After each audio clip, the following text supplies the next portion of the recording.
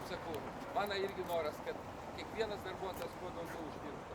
Bet mes turime matyti plačiau ir džiaugiuosi, kad eina tas dialogas.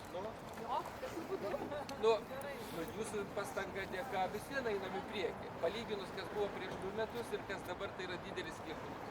Jo, mes toliau esame maitinami pažadais ir jūsų gerais norais kelias grįstas į pragarą. Aš vis atsakau.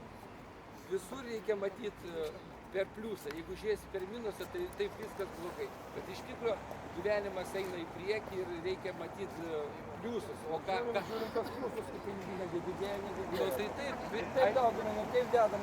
Gerai, tai einam, pasižiūrėsim. Aš norėčiau, kad yra ten nelaukė, susėstume, pasikalbėtume ir pamatytume, ką mes siūlom ir koks ateina pagerėjimas jums.